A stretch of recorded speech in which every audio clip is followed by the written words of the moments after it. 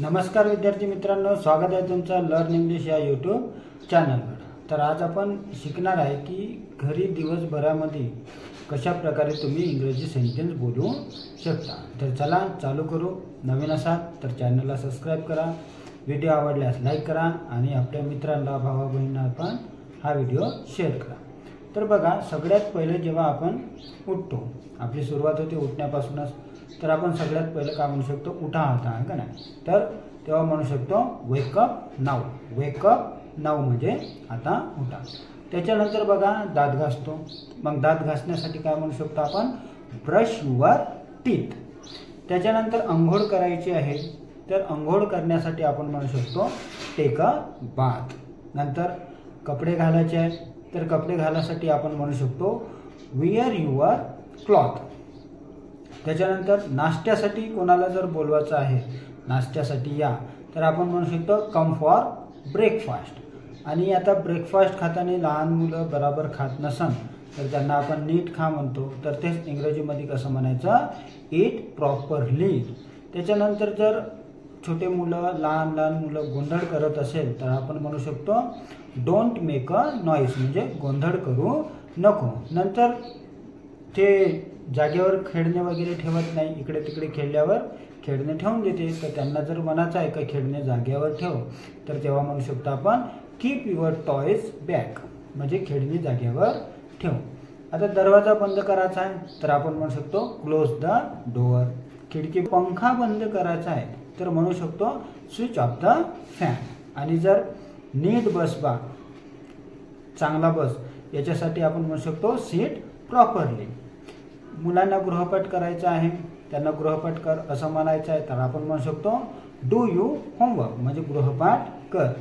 जास्त टीव्ही पाहत असाल तर आपल्याला म्हणायचं आहे जास्त टीव्ही पाहू नकोस, तर आपण काय म्हणायचं मग, don't watch too much TV, don't watch too much TV.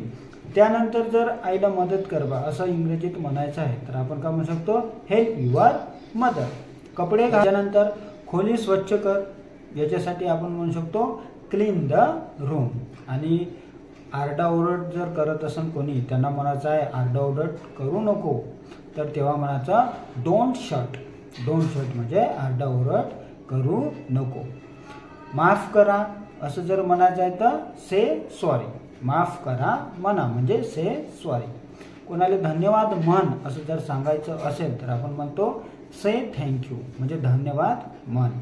नंतर बॅग घे हे म्हणायचं आहे, तर आपण म्हणू शकतो टेक युअर बॅग। मग समजा हात धुवून टाक, म्हणजे हात धुवा, तुझे हात धु हे म्हणायचं आहे, तर वॉश युअर हँड। इकडे ये असं जर म्हणायचं असेल तर कम हिअर, आणि तिकडे जा असं म्हणायचं असेल तर गो देअर।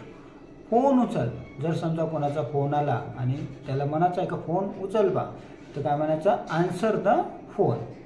मग जर कोणी अनोळखी आलं असेल तर त्यांना विचारायचं आहे का कोण आहे, तर आपण म्हणू शकतो हु इज इट, कोण आहे, हु इज इट म्हणजे कोण आहे।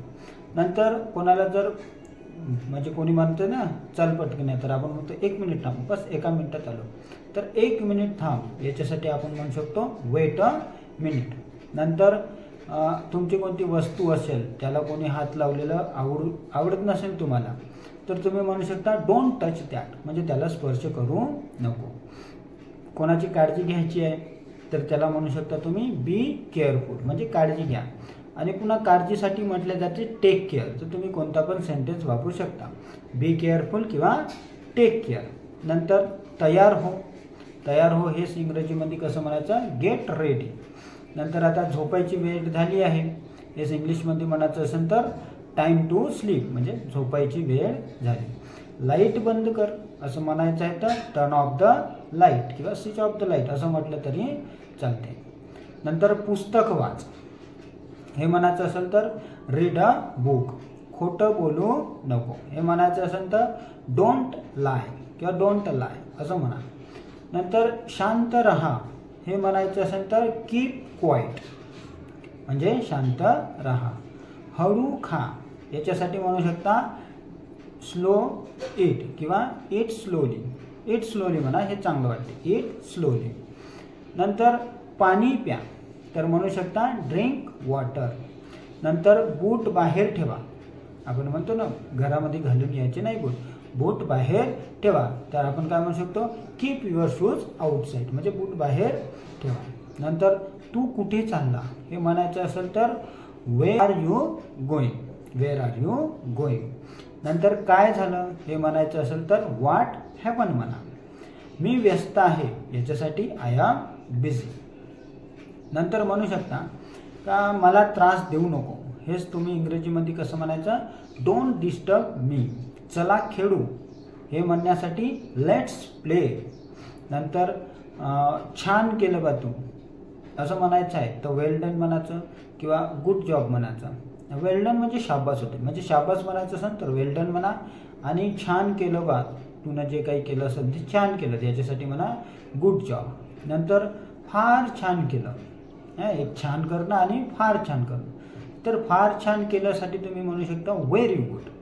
आणि समजा कोणाला परत बोलवायचं असेल का परत ये बा, लवकर परत येशील, तर तुम्ही म्हणता कम बॅक सून. विश्रांती घे याच्यासाठी तुम्ही म्हणू शकता टेक रेस्ट. तुम्ही म्हणू शकता का नंतर भेटू, नंतर कधीतरी भेटू, तर नंतर भेटूसाठी तुम्ही म्हणता सी यू लेटर. तर अशा प्रकारे मी तुम्हाला सेंटेन्स दिलेले आहे. तुम्हाला जर हे सेंटेन्स आवडले असेल, व्हिडिओ आवडला असेल तर लाईक करा, नवीन असाल तर चॅनलला सबस्क्राईब करा. आणि हे सेंटेन्स तुम्ही दररोजच्या जीवनामध्ये वापरा, म्हणजे काय होणार, तुम्हाला पण थोडी थोडी इंग्रजी यायला सुरुवात